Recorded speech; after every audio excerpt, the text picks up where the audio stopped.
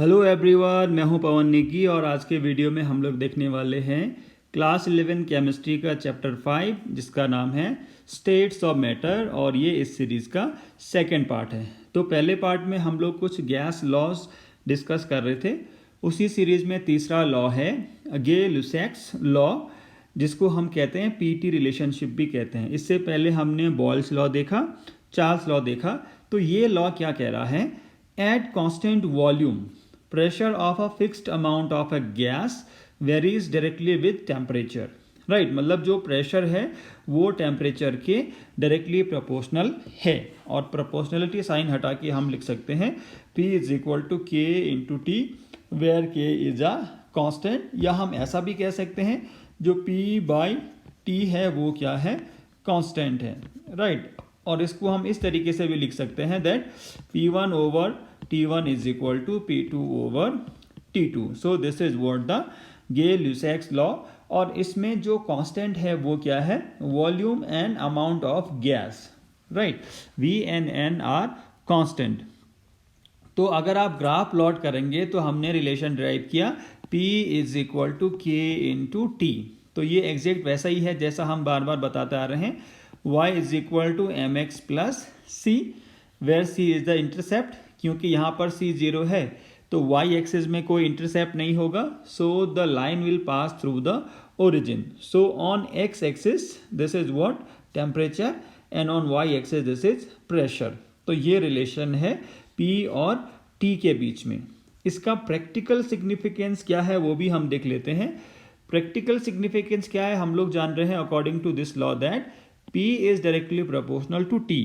So pressure in a well inflated tire of an automobile is almost constant। अगर किसी हम automobile किसी vehicle के टायर की बात करें जिसमें सफिशिएंट एयर है तो वहाँ उसके अंदर जो प्रेशर है वो ऑलमोस्ट कांस्टेंट होता है नॉर्मल कंडीशन में। बट हॉट समर में जब बहुत गर्मी बढ़ जाती है तो गर्मी बढ़ने से क्या होगा, टी बढ़ेगा, टी बढ़ने से क्या होगा, पी बढ़ेगा। Right, so on hot summer day this increases considerably, pressure की बात हो रही है, एंड टायर में बर्स्ट। तो टायर क्या हो सकता है, फट सकता है। और कई बार ऐसी घटनाएं हम देखते भी हैं। Right, if the pressure is not maintain properly, तो अगर गर्मी के टाइम में प्रेशर बढ़ रहा है उसको कम नहीं किया गया, सो द टायर में बर्स्ट। ठीक है, टायर फट सकता है। इसी के साथ साथ विंटर में आप देखिए, विंटर में क्योंकि टेम्परेचर कम हो जाता है तो प्रेशर भी कम हो जाता है। So in winters on a cold day the pressure of tyres of a automobile decreases considerably, काफ़ी कम प्रेशर हो जाता है तो आपको दोबारा से उसमें एयर फिल करानी पड़ती है to maintain the pressure properly. Right, so this is all about the Gay Lussac's law. इसके बाद अगला जो रिलेशन है वो है एवोगैड्रोस लॉ, जिसको हम कहते हैं V-N रिलेशनशिप। मतलब ये किसके बीच में रिलेशन है, ये है वॉल्यूम और अमाउंट ऑफ गैस के बीच में रिलेशन है। तो क्या कह रहा है Avogadro's law, at a given temperature and pressure, मतलब T और P क्या है, कांस्टेंट है। So at a given temperature and pressure the volume of a gas is directly proportional to the amount of the gas. क्या है, at a given temperature and pressure, मतलब ये दोनों चीजें कांस्टेंट हैं। Volume of a gas is directly proportional to the amount of the gas. जो volume है gas का वो डायरेक्टली प्रोपोर्शनल है किसके, अमाउंट ऑफ गैस के। या हम लिख सकते हैं V is directly proportional to N, जहां P और T को क्या रखा गया है, कांस्टेंट रखा गया है। या प्रोपोर्शनलिटी साइन आप हटाएंगे तो हो जाएगा V इज इक्वल टू के एन। आप इसको ग्राफिकली भी रिप्रेजेंट कर सकते हैं। इस लॉ का क्या मतलब है, इंटरप्रेट अगर आप इसको हम करेंगे तो ये कहता है कि all gases containing equal amount of substances, मतलब N की वैल्यू अगर सेम है, all gases containing equal amount of the substances occupy the same volume. सारी गैसेस जिनमें N का वैल्यू सेम होगा, मतलब अमाउंट ऑफ सब्सटेंस सेम है, तो वो क्या करेंगे, सेम वॉल्यूम ऑक्यूपाई करेंगे अगर टेम्परेचर और प्रेशर क्या है, सेम है। तो V is directly proportional to N, ये कह रहा है एवोगैड्रोस लॉ, जिसको हमने सिंप्लीफाई किया V इज इक्वल टू के एन। तो अगर N सेम है तो V भी सेम होगा, P और T तो है ही कांस्टेंट इस केस में। So all gases containing equal amount of substances occupy same volume at same temperature and pressure, right. इसके बाद क्या कंडीशंस हैं एसटीपी की? एसटीपी हम बोलते हैं standard temperature and pressure, right. तो अगर एसटीपी कंडीशन ली जा रही है 0 degree Celsius and 1 atmospheric pressure, अगर एसटीपी कंडीशन क्या ली जा रही है 0 डिग्री सेल्सियस जो कि तकरीबन होता है 273.15, छोटे क्लासेस में आपने 273 देखा होगा but it is around 273.15। Calculation में आप 273 भी यूज कर सकते हैं, बहुत ज़्यादा फर्क नहीं पड़ता है, बट एग्जैक्ट वैल्यू अगर आप देखेंगे सो 0 डिग्री सेल्सियस 273.15। तो अगर आप एसटीपी कंडीशन लेते हैं 0 degree Celsius and 1 atmospheric pressure, तो जो मोलर वॉल्यूम है गैस का वो होता है 22.4 लीटर। मोलर वॉल्यूम का क्या मतलब है? Volume of 1 mole. Molar volume का मतलब है वॉल्यूम ऑफ 1 मोल, राइट। इसके साथ साथ अगर आप एसटीपी कंडीशन लेते हैं 0 degree Celsius and 1 bar pressure, तो देखिए 1 बार प्रेशर और 1 एटमॉस्फेरिक प्रेशर में थोड़ा बहुत डिफरेंस है। मतलब 1 bar is not exactly equal to 1 atmospheric pressure, ये है नहीं, ये अप्रॉक्सीमेटली इक्वल होता है। और कितना होता है हम आगे देखेंगे, राइट। सो अगर आप 1 बार ले रहे हो प्रेशर और 0 डिग्री सेल्सियस टेम्परेचर लेते हो तो जो मोलर वॉल्यूम है गैस का वो कितना होता है 22.7 लीटर किसी भी गैस का। यही तो एवोगैड्रोस लॉ कह रहा है।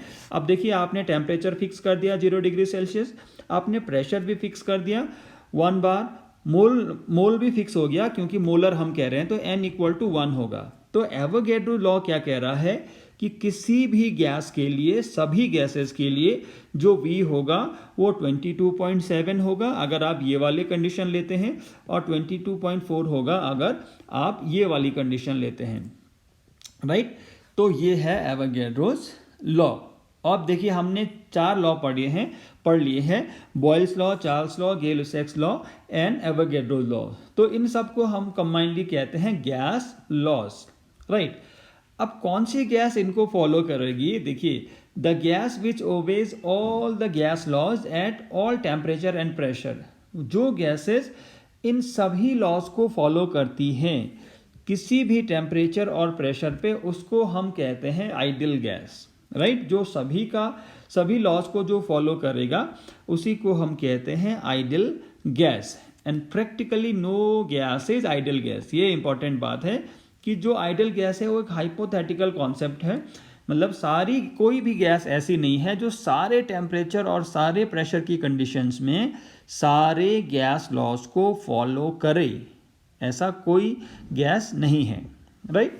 सो हम क्या पढ़ते हैं इसके बाद, जितने भी गैस लॉज हमने पढ़े हैं उसको कंबाइन कर लेते हैं। याद रखने का बहुत आसान तरीका है। देखिए कंबाइंड गैस लॉ या आइडियल गैस इक्वेशन हम कैसे निकालेंगे? V is inversely proportional to P, ये कहता है Boyle's law. V is directly proportional to T, ये कहता है Charles law. V is directly proportional to N, ये कहता है एवोगैड्रोस लॉ। यही तो है, 3 लॉज को हम कंबाइन कर रहे हैं। देखिए V is inversely proportional to P, ये कहता है Boyle's law. V is directly proportional to T, ये कहता है Charles law. And V is directly proportional to N, ये कहता है Avogadro's law. So combining all these laws, तीनों को अगर हम कंबाइन कर देंगे तो V is directly proportional to N according to third rule, V is directly proportional to T according to second rule, and V is inversely proportional to P according to the first rule. तो क्या हो जाएगा? V हमने कहा is proportional to N into T over P, ऐसा भी हम लिख सकते हैं। प्रोपोर्शनलिटी साइन जब हम हटाएंगे तो हम एक कांस्टेंट लिख देते हैं, कई बार हम K लिख देते हैं, इस केस में लिखते हैं R। तो ये हो जाएगा V is equal to R NT over P, ये हो जाएगा। P को मैं इधर ले जाऊंगा तो P को इधर अगर मैं ले जाऊंगा तो ये हो जाएगा P into V is equal to NRT, right. PV is equal to NRT, या आप ऐसा भी समझ लीजिए PV by T is equal to N R, ऐसा भी हो सकता है।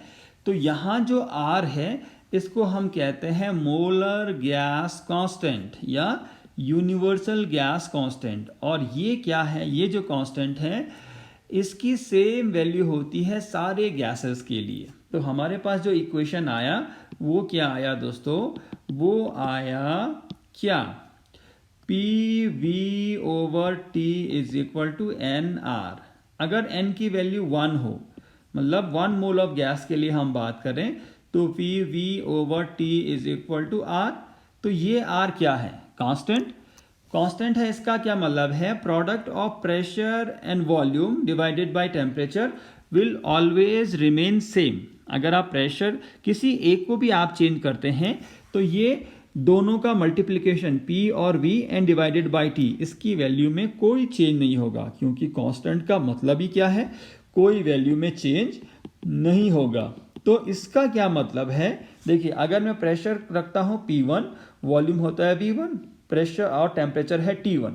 अगर मैं प्रेशर को चेंज करता हूं तो ये हो जाएगा P2, वॉल्यूम भी चेंज होगा तो ये हो जाएगा T2 और V2, और टेम्परेचर भी चेंज होगा T2, राइट।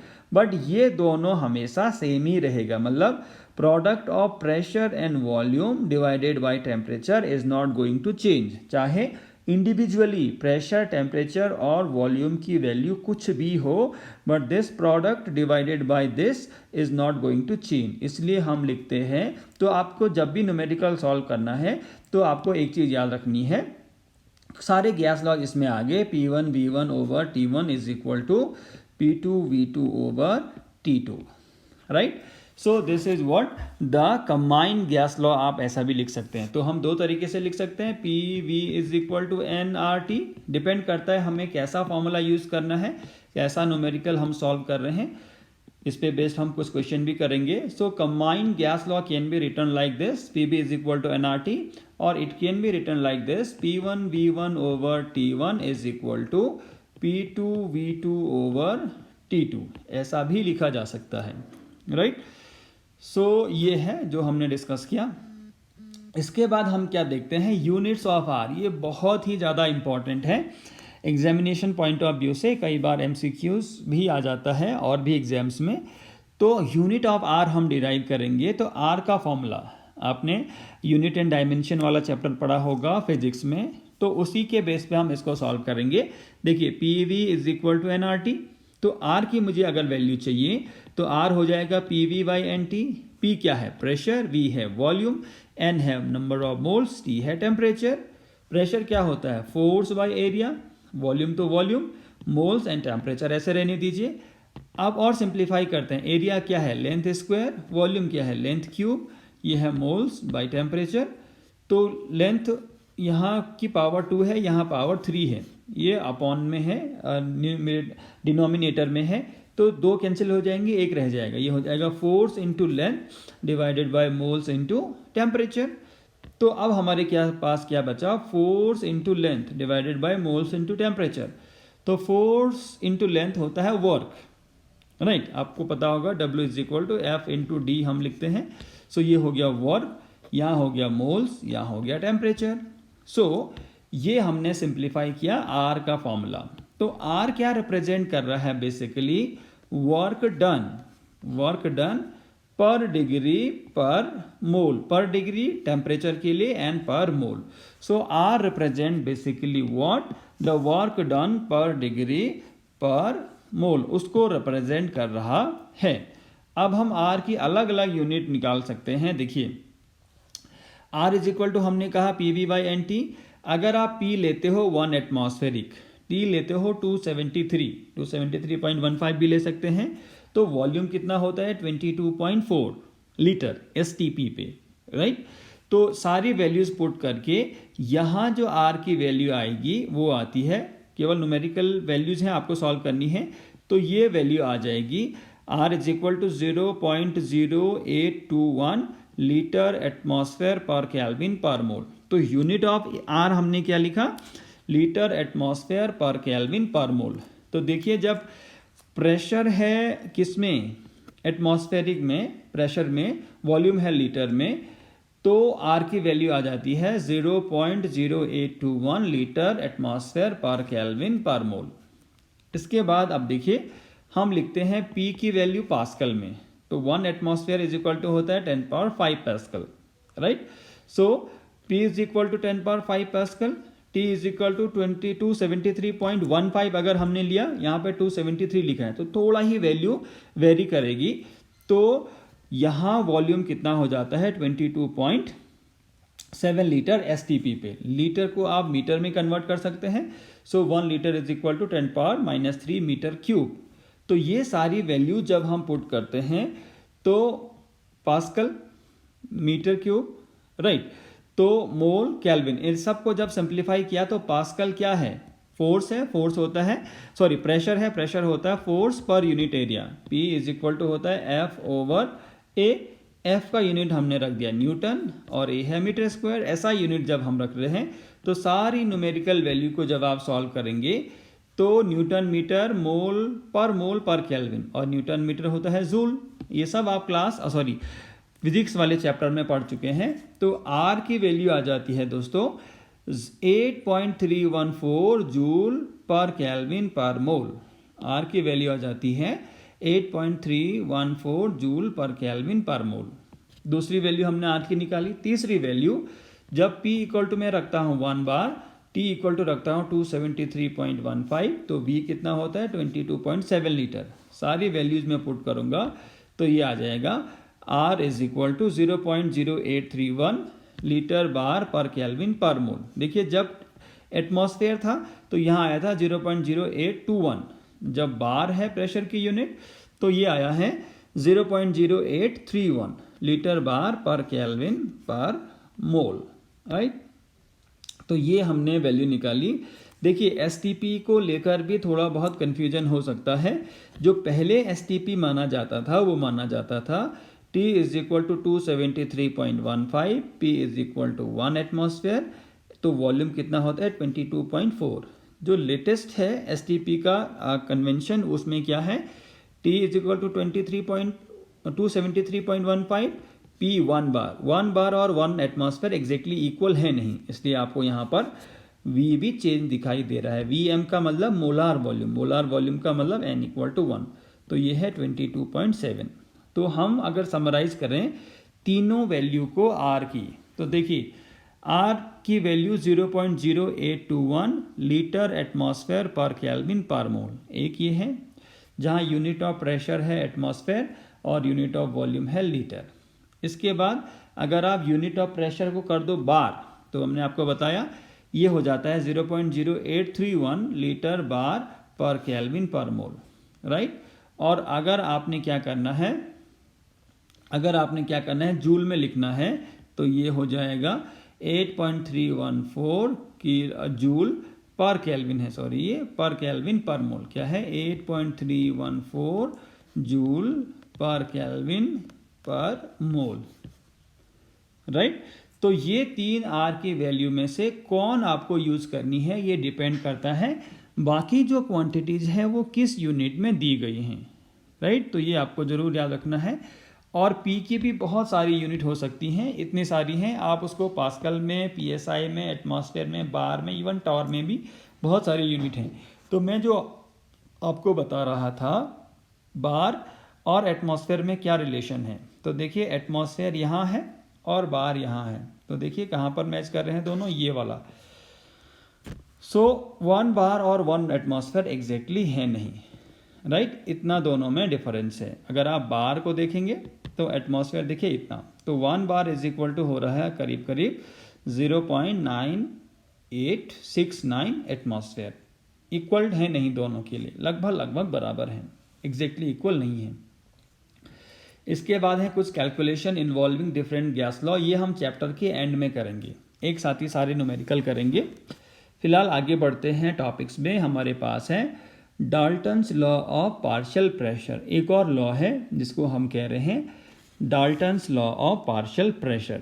ये क्या है इसको देख लेते हैं। देखिए आपके पास क्या है, एक कंटेनर में केवल ऑक्सीजन है, इसका प्रेशर है 20.9, ए कंटेनर में केवल नाइट्रोजन है, इसका प्रेशर है 78.1, कोई भी प्रेशर की यूनिट हो सकती है। ए कंटेनर में केवल आर्गन है जिसका प्रेशर है 0.97। ए कंटेनर में वाटर है या वाटर वेपर है जिसका प्रेशर है 1.28। एक कंटेनर में केवल कार्बन डाइऑक्साइड है जिसका प्रेशर है 0.05। जब इन सारी गैसेस को हम एक ही कंटेनर में रख देते हैं तो इन सब का प्रेशर हो जाता है 101.3। और ये जो 10103 है ये क्या है, बेसिकली इन सब का सम है, इन सब का सम है क्या, 101.3। इसका क्या मतलब है, द टोटल प्रेशर, इसका मतलब है the total pressure exerted bye a mixture of 2 और more non reacting gases in a definite volume, in a definite volume. यहाँ पर क्या है, 2 या 2 से ज़्यादा गैसेज हैं और ये नॉन रिएक्टिंग है, मतलब आपस में रिएक्ट नहीं करती हैं, राइट। तो जब इनको एक डेफिनिट वॉल्यूम में रखा गया, एक कंटेनर में रखा गया जिसका वॉल्यूम क्या है, फिक्स है, राइट, तो इनका प्रेशर कितना होता है, is equal to the sum of the individual pressure, सारे के प्रेशर को जोड़ देना है, which each gas would exert if it occupies the same volume alone at constant temperature. मतलब अगर कंटेनर में एक ही गैस होती तो वो कितना प्रेशर एक्सर्ट करती, अगर अकेले ही होती तो पहले जब ये ऑक्सीजन अकेले थी तब ये 20.9 का प्रेशर एक्सर्ट कर रही थी, कुछ भी यूनिट हो सकता है। तो ये लॉ कह रहा है जब आप इसको बाकी गैसेस के साथ रखेंगे तब भी ये यहाँ पर 20.9 का ही प्रेशर एक्सर्ट करेगी, जितना ये कब करती थी, जब ये कंटेनर में अकेले थी गैस तब, और जब इसको बाकी नॉन रिएक्टिंग गैसेस के साथ रखा है उसी वॉल्यूम के कंटेनर में तब भी ये उतना ही प्रेशर एक्सर्ट करेगी। मतलब सारी गैसेस के प्रेशर का अगर आपको सम निकालना है तो इंडिविजुअल प्रेशर को आपको क्या करना पड़ेगा, जोड़ना पड़ेगा। सो this is quite simple, this is the Dalton's law of partial pressure. और नाम से पता चल रहा है पार्शियल का मतलब एक गैस कितना प्रेशर एक्सर्ट करती है। सो एक बार फिर से इसका स्टेटमेंट देख लेते हैं, the total pressure exerted bye a mixture of 2 or more non-reacting gases in a definite volume is equal to the sum of the individual pressure which each gas would exert if it occupies the same volume alone at constant temperature। बहुत simple है। तो देखिए अगर हर pressure, हर gas का कुछ individual pressure है, मान लीजिए वो है P1, P2, P3 and so on, depending upon कितने कंपोनेंट उसमें प्रेजेंट हैं, तो क्या हो जाएगा, जो P टोटल हो जाएगा वो कितना हो जाएगा, P टोटल हो जाएगा P1 plus P2 plus P3 and so on. So this is what Dalton's law of partial pressure, कि जो टोटल प्रेशर है वो इंडिविजुअल पार्शियल प्रेशर का सम है, राइट। इसी पार्शियल प्रेशर को हम क्या निकाल सकते हैं, इन टर्म्स ऑफ मोल फ्रैक्शन भी निकाल सकते हैं। आपको याद होगा मोल फ्रैक्शन क्या होता है, राइट। सो अगर हम दो कंपोनेंट से शुरू करते हैं, बहुत simple. So in a mixture of two substances, ये गैस की बात हो रही है, ए एंड बी, दो गैसेज हैं, having mole fraction XA and XB, having mole fraction XA and XB, having mole fraction XA and XB। तो जो A का मोल फ्रैक्शन है, जो A का मोल फ्रैक्शन है वो क्या हो जाएगा, Na upon Na plus NB, और जो B का मोल फ्रैक्शन है वो हो जाएगा NB over Na upon NB। और आपको पता है मोल फ्रैक्शन का सम 1 होता है, अगर आपने सारे मोल फ्रैक्शन जोड़ दिए तो इनका सम क्या हो जाएगा, 1 हो जाएगा, राइट। सो XA प्लस XB को जब अगर आप जोड़ें तो ये हो जाएगा Na over Na plus NB plus NB over Na plus NB, इन दोनों को जोड़ने से ये हो जाएगा 1, ये हम पहले से जानते हैं, राइट। अब इसी चीज को हमने अप्लाई करना है on the combined gas law. आपको पता है PV is equal to nRT, आपको पता है।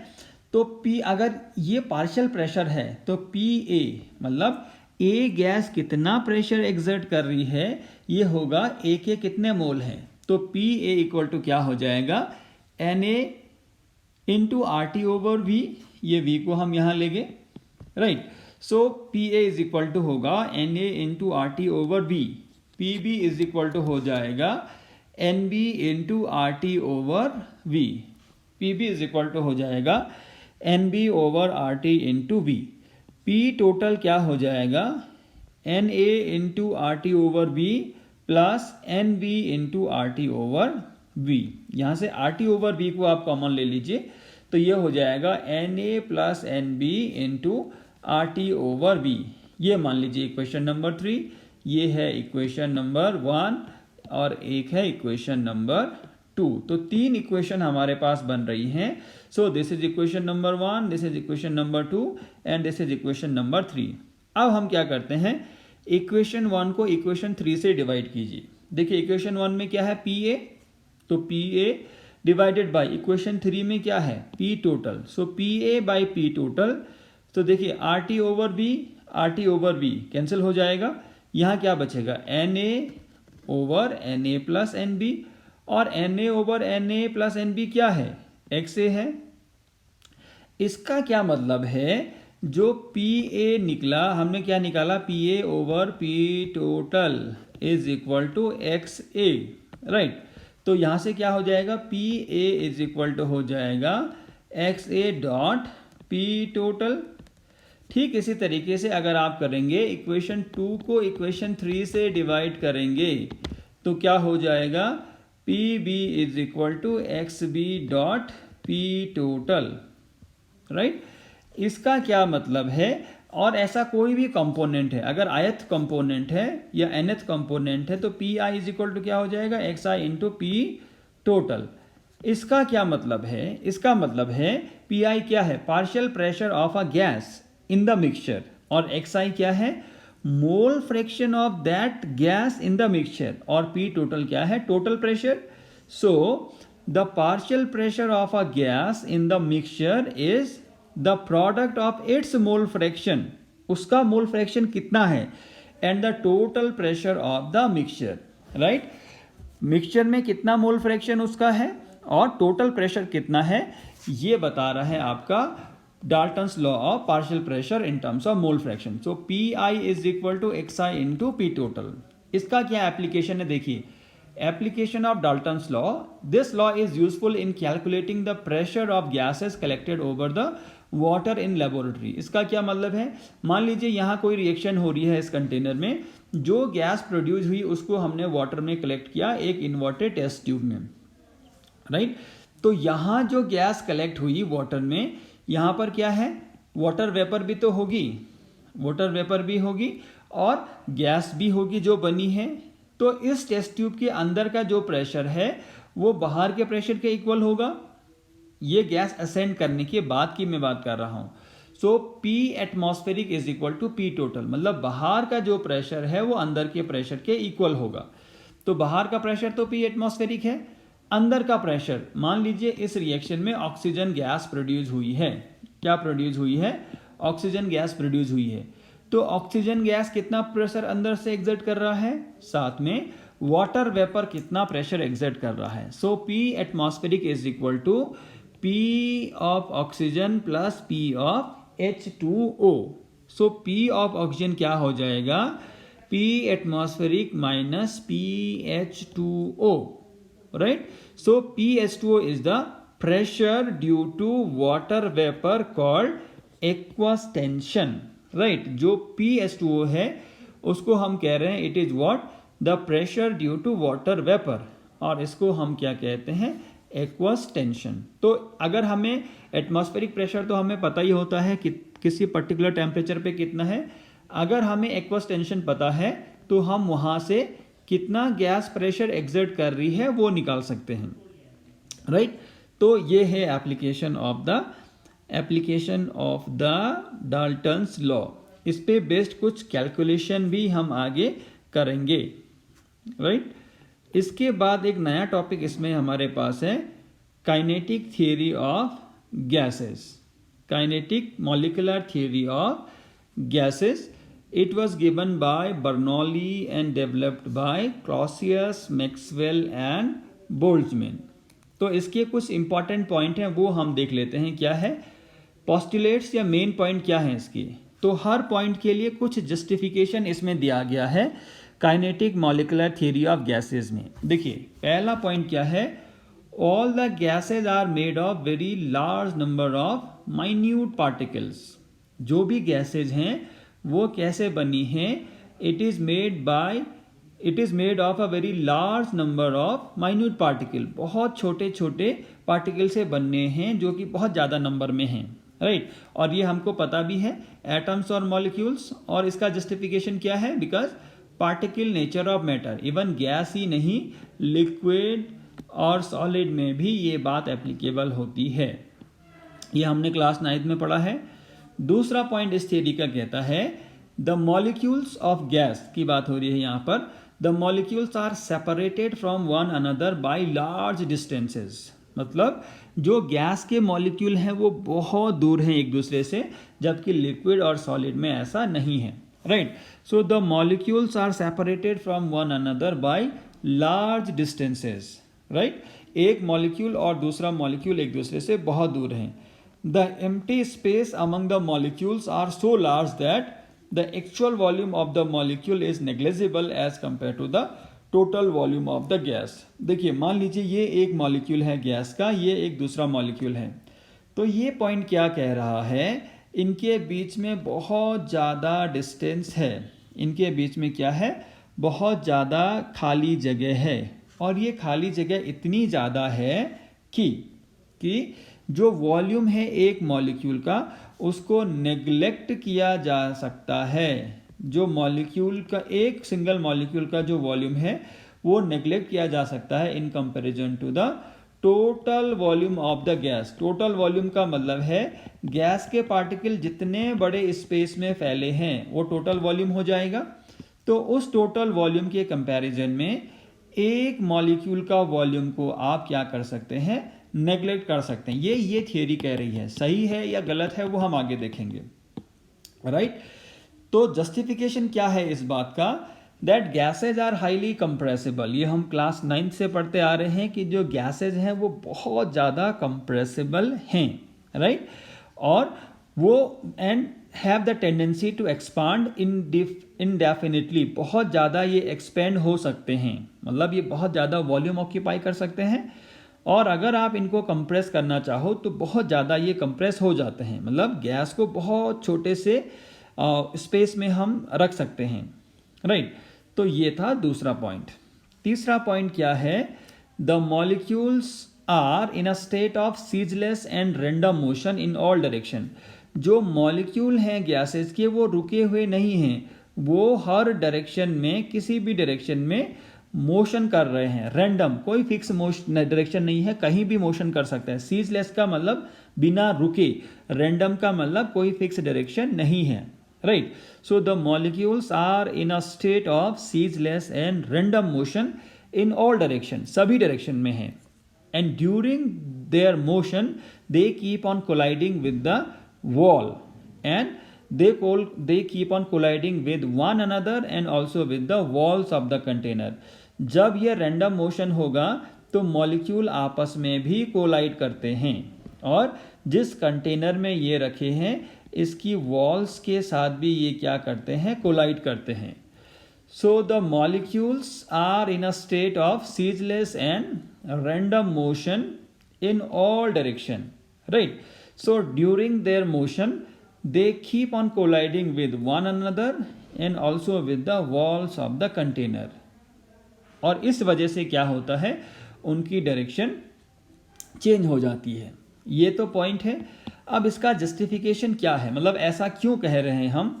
सो smoke and dust particles are in constant zigzag motion and their motion can be seen clearly.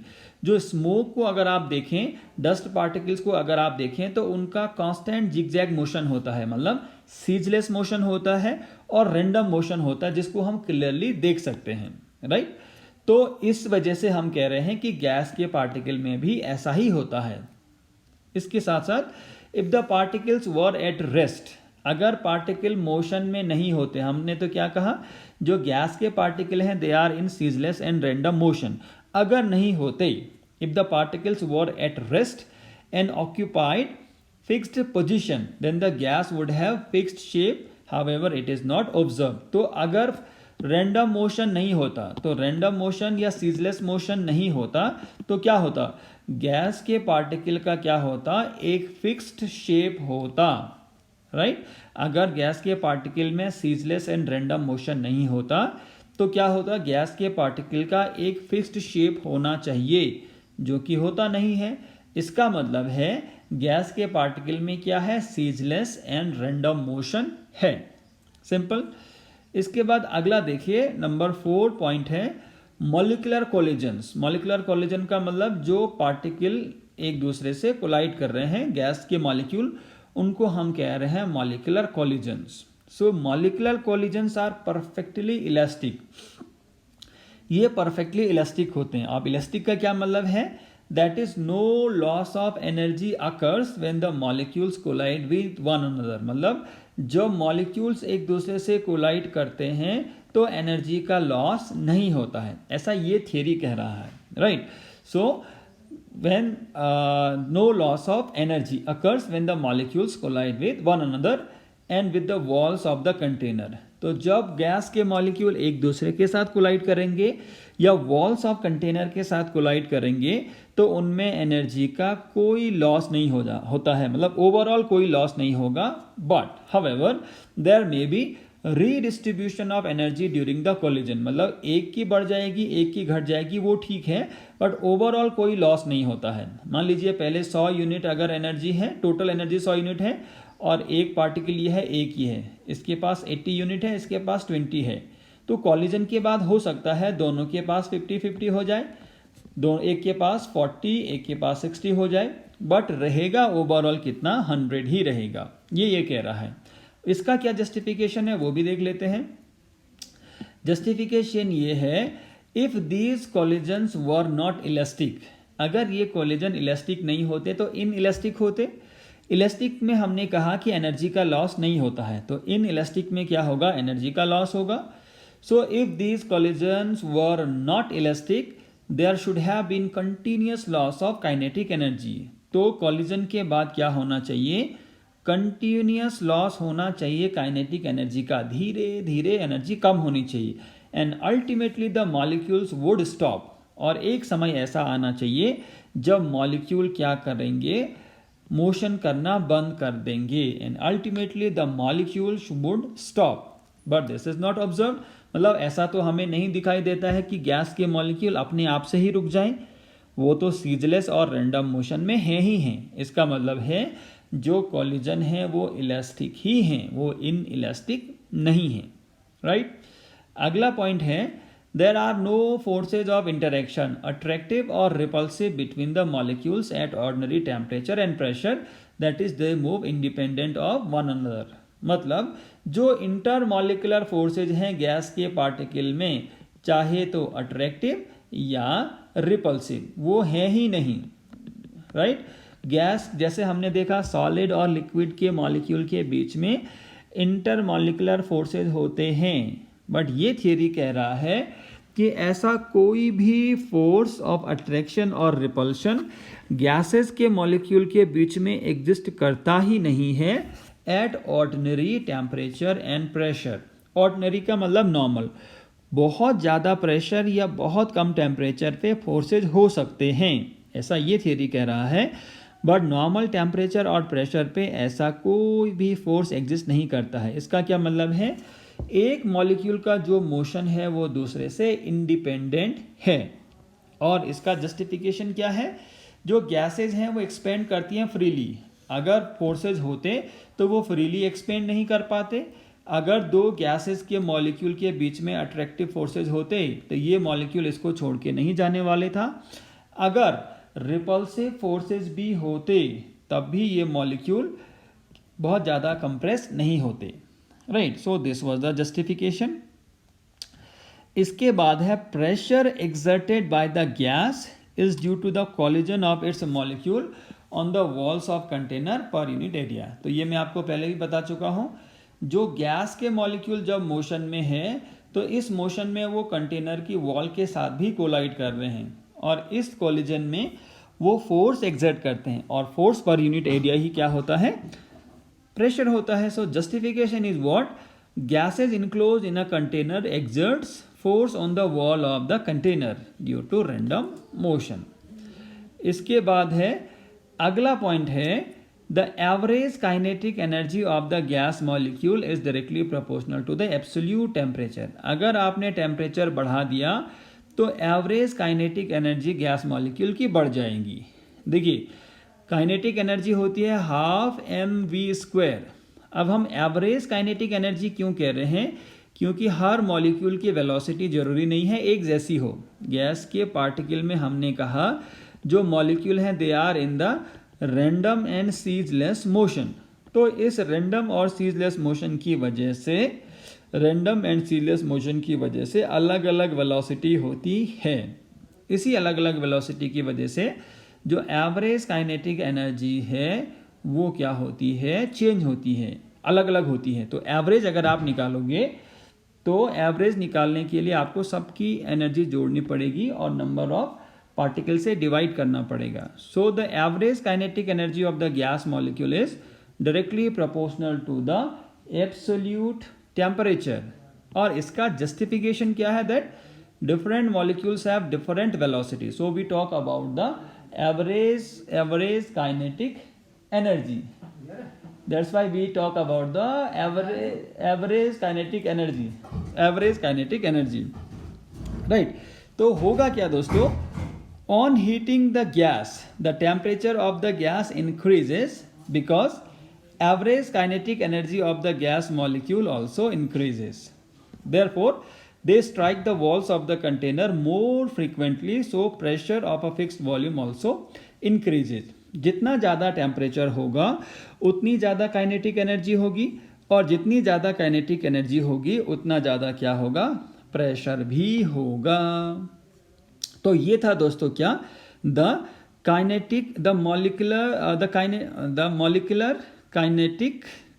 यह है kinetic molecular theory of gases. तो कुछ पॉइंट्स और उनका जस्टिफिकेशन.